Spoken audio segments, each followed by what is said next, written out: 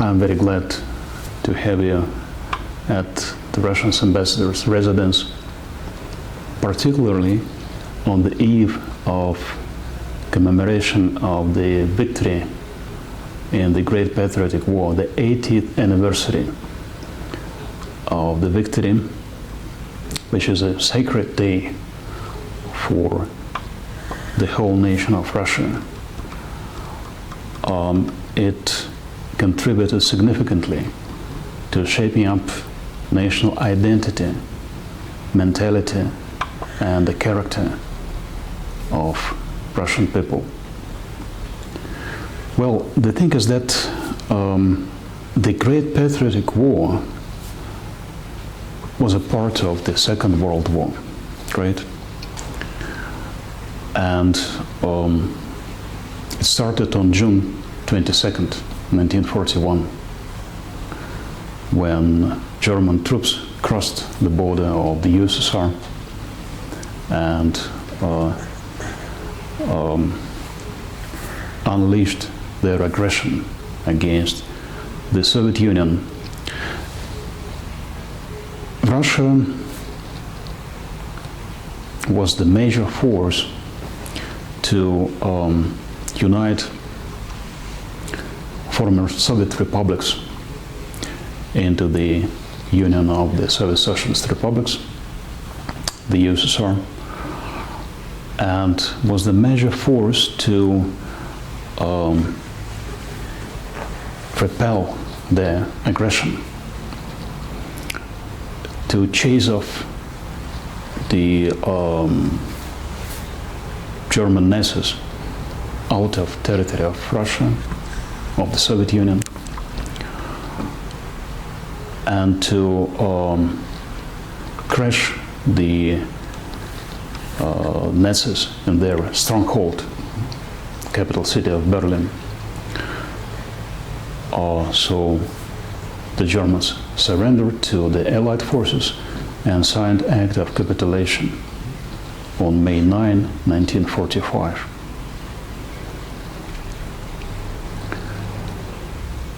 The truth is that my country, my nation, took the major blow from the Nazis, who represented the most powerful, well-organized, and the most brutal war machines by that time. And the major forces of the Germans, they were focused on defeating the Soviet Union. And well, the task was to either exterminate the Soviet people or to make them slaves. It never happened. We defeated the Nazis. We made them surrender. And then, 3 months after the victory in the Great Patriotic War in May, we declared war against the militarist regime in Japan. It was made in accordance with the agreements reached between the USSR, the United Kingdom, and the United States. So, together with the People's Liberation Army of China, we crushed the resistance of the Japanese militaristic regime. And together with the Americans, we made them surrender. So the victory in the Great Patriotic War facilitated dramatically the end of the Second World War. If you're interested, I can tell you about my personal relation to the Great Patriotic War. Say, two of my grandfathers, they fought in the war. One of them was a bomber pilot, another was artillerist. So the bomber pilot once was shot down, and his wife, my grandmother, and my mother, who was a child by that time, received official notification about his death. And it was just after some time that he returned, he came back home alive. He was wounded. But for quite some time they considered him dead, killed. And this memory of living without father is very vivid for my mother. She's in her late 80s, but she remembers that period of time clearly, you know. It was a tragedy.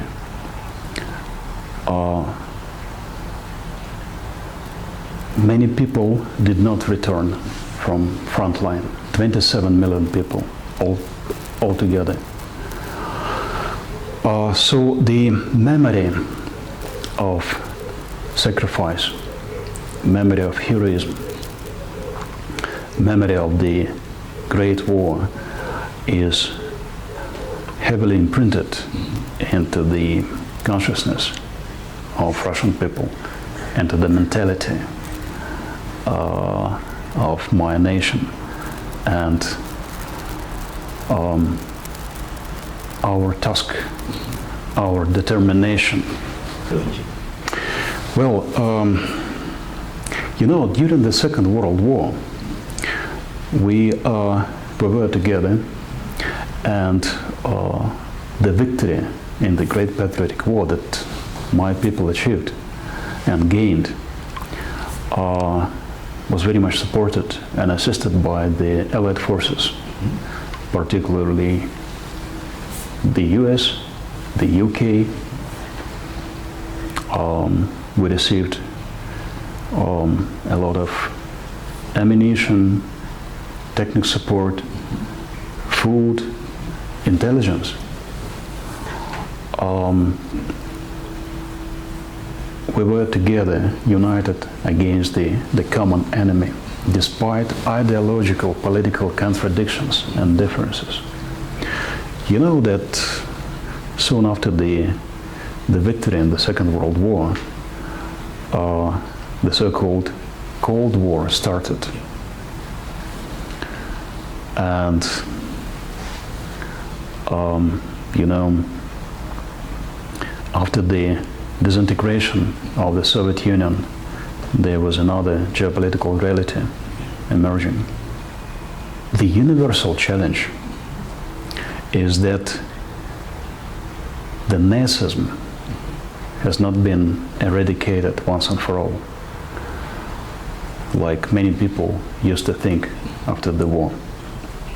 The breeding ground for Nazism, neo-Nazism, for fascism is still there. Look, of course, well, senses like racial discrimination, hatred, xenophobia, they're quite natural for human beings, despite the fact that we don't like it, and sometimes we don't recognize it, but they're there. It's one thing. Another thing is that such sentiments, or even political manifestations of the sentiments, they're being nurtured, and they're being allowed to maintain and develop due to the consent of government officers. In case of Ukraine, for many years, neo-Nazi sentiments have been nurtured by the so-called Euro bureaucracy, represented by the European Union. They tried to convert Ukraine into a launchpad to unleash aggression against my country. It's not necessarily military onslaught, but the fact that the NATO was expanding, and it's still expanding. But these days we have other types of warfare, but the idea, the task was the same, to achieve regime change in my country. So we can't allow this happen, and that's why the special military operation was started. Well, they're strategic in terms of preventing Russian people living there from discrimination, from aggression, and from other forms of oppression that they used to practice in Ukraine under the current neo-Nazi regime. People there have made the choice. They want to be part of Russia, and Russia accepted these regions. People living there because we are the same entity, we speak the same language. We have the same Russian Orthodox Church, and they're integral parts of Russia. So there is no issue of, reversing such a development. And why is it there is no? They want to be separate from Ukraine because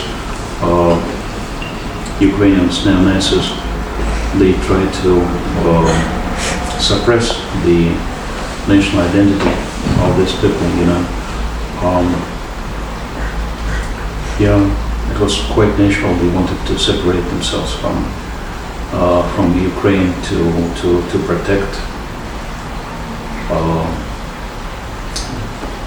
their cultural, national identity. But the most important, they wanted to have nothing to do with neo-Nazis policy of that regime in Kiev. So one of the goals of the special military operation is to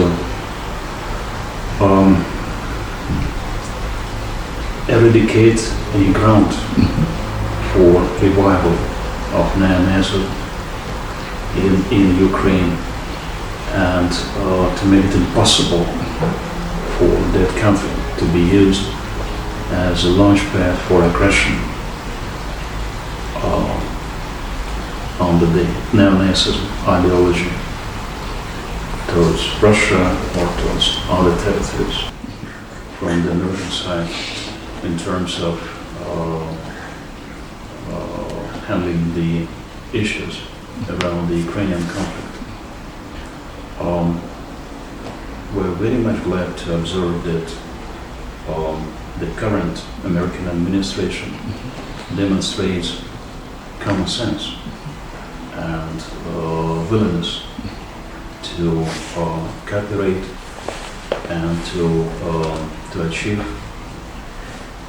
a long-standing settlement and solution of this conflict that was unleashed by the reckless policy of the previous administration, by the aggressive political aspirations demonstrated by the so-called civilized European bureaucracy. Well, we'll see how far it will take us.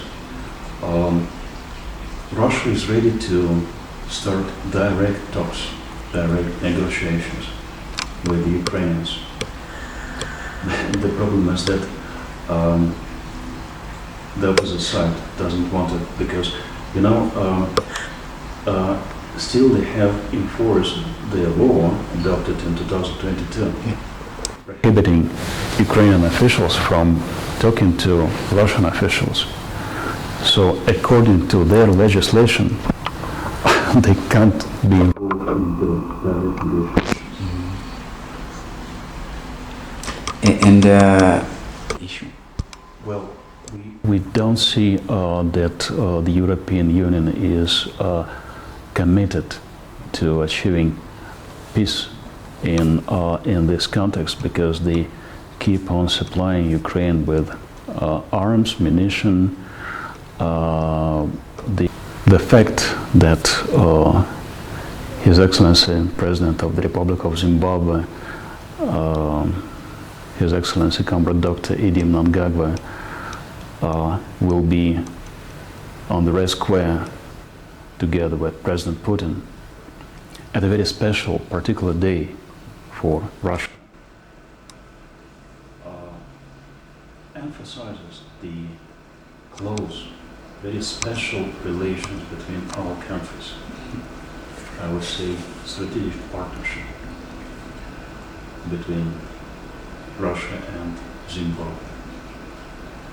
Of course, our political relations has to be translated into practical economic cooperation to achieve tangible results for the benefit of our people. At this stage, the most important thing is that the political will is here, and participation of President Mnangagwa in the commemorative events to celebrate the 80th anniversary of the victory in the Great Patriotic War